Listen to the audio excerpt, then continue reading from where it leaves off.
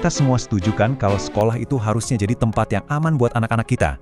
Tapi gimana kalau ada ancaman serius seperti rokok yang bisa masuk ke lingkungan itu? Nah, kali ini kita akan bedah tuntas sebuah peraturan penting yang jadi benteng pertahanannya. Permendikbud nomor 64 tahun 2015. Sebelum kita ngomongin pasal-pasalnya, coba kita mundur selangkah dulu. Kita jawab pertanyaan yang paling mendasar.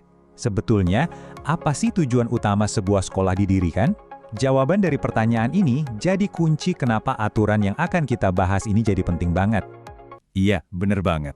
Sekolah itu kan semestinya jadi semacam zona aman, tempat di mana anak-anak bisa fokus belajar, bisa tumbuh kembang dengan optimal, dalam lingkungan yang bersih, sehat, dan pastinya aman.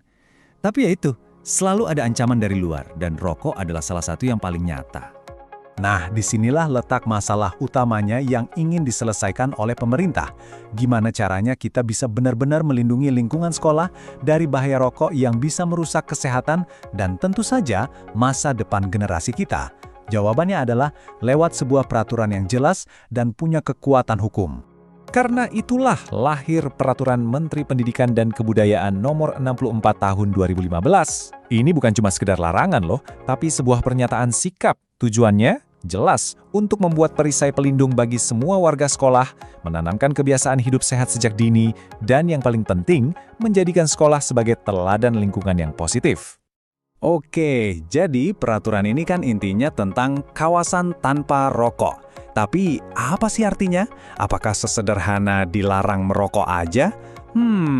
Ternyata jauh lebih luas dari itu. Yuk kita lihat definisinya. Definisinya kelihatannya simple, tapi ini dampaknya besar banget.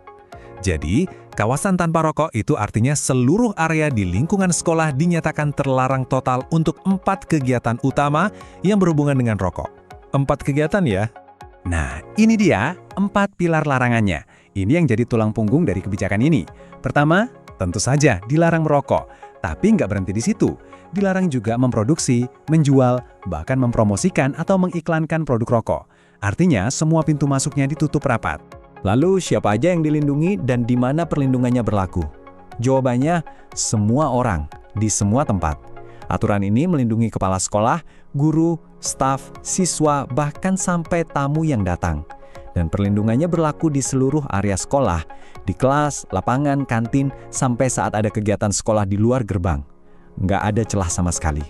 Supaya peraturan ini nggak cuma jadi tulisan di atas kertas, ada 5 kewajiban spesifik yang wajib, ingat ya, wajib dijalankan oleh setiap sekolah. Ini adalah langkah-langkah konkret yang harus mereka ambil. Nah, kelima poin ini benar-benar jadi semacam checklist yang jelas buat pengelola sekolah. Mulai dari memasukkan larangan ke tata tertib, wajib menolak segala bentuk sponsor dari industri rokok, sampai harus memasang tanda larangan yang bisa dilihat semua orang. Ini bukan imbauan, tapi sebuah kewajiban. Tentu aja, aturan itu nggak akan ada artinya kalau nggak ada konsekuensi kan? Nah, terus apa yang terjadi kalau ada yang nekat melanggar? Tenang, peraturan ini jelas punya gigi untuk memastikan semuanya patuh. Coba perhatikan deh kalimat di pasal 5 ini. Bahasanya lugas dan nggak ada abu-abu sama sekali. Tanggung jawab penegakan itu diletakkan langsung di pundak kepala sekolah. Kata kuncinya wajib. Mereka wajib bertindak, bukan cuma diharapkan atau diimbau. Kerennya lagi, peraturan ini mikirinnya detail banget.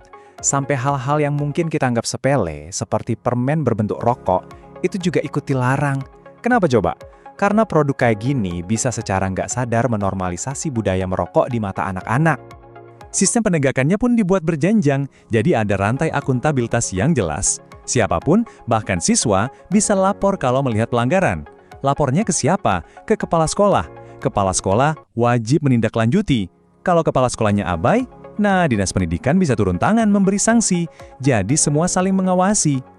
Oke, aturannya ada, sanksinya jelas. Terus, gimana caranya memastikan ini semua berjalan dalam jangka panjang? Nah, ini bukan kebijakan yang dibuat lalu dilupakan. Ada mekanisme pemantauan dan evaluasi yang berkelanjutan. Jadi, Dinas Pendidikan di setiap daerah punya tugas untuk memantau pelaksanaannya, minimal sekali dalam setahun.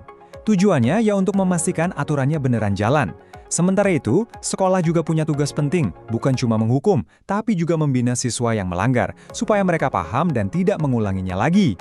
Pada akhirnya, Semua pasal, semua kewajiban, dan semua sanksi yang kita bahas tadi itu muaranya cuma ke satu angka ini. Angka yang sederhana tapi punya makna yang sangat kuat. 0. 0 toleransi untuk rokok, penjualan dan promosi tembakau di lingkungan sekolah kita. Titik. Ini adalah gambaran ideal yang ingin kita capai bersama. Pertanyaan besarnya sekarang untuk kita semua, apakah sekolah-sekolah di sekitar kita sudah benar-benar menjadi zona aman seutuhnya? Peraturannya sudah ada. Sekarang implementasi dan pengawasannya ada di tangan kita semua.